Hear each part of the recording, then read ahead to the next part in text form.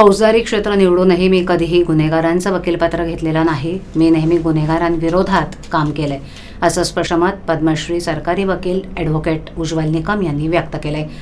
मराठी ग्रंथसंग्रहालय ठाणे या संस्थेच्या वतीनं करिअर कट्ट्याच्या दुसऱ्या पुष्पात निकम यांनी उपस्थित असलेल्या विविध महाविद्यालयातील विद्यार्थ्यांना मार्गदर्शन केलं. ते म्हणाले की वकिलांनी न्यायाधीशांचं लक्ष वेधण्यासाठी आपल्या आवाजात चढ उतार ठेवले पाहिजेत.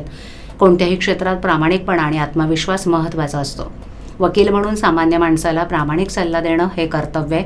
खोटी आश्वासनं देऊन फसवू नये. 26/11च्या कसाब खटल्याचा उल्लेख करताना निकम म्हणाले की कसाबला फाशी देणं आव्हानात्मक नव्हतं, पण दहशतवादामागील ताकद उघड करणं हे महत्त्वाचं होतं.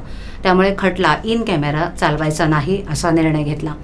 एखाद्या खटल्याचा अभ्यास चारही बाजूने करायला हवा. वकिली व्यवसायात सतत अद्ययावत राहणं गरजेचं आहे. यासाठी ग्रंथवाचन, संस्कृतचा अभ्यास आणि स्वतःला नव्या आव्हानांसाठी तयार ठेवणं महत्त्वाचं आहे.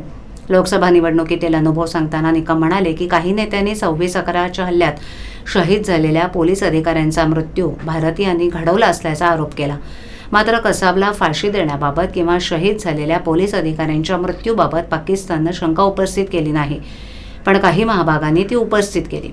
त्यावेळेला मी त्यांचा समाचार घेतला. विद्यार्थ्यांनी वकिली व्यवसायाकडे एक नव्या आव्हानाच्या दृष्टीनं पाहावं आणि प्रामाणिकतेनं काम करावं असा सल्लाही त्यांनी दिला आहे.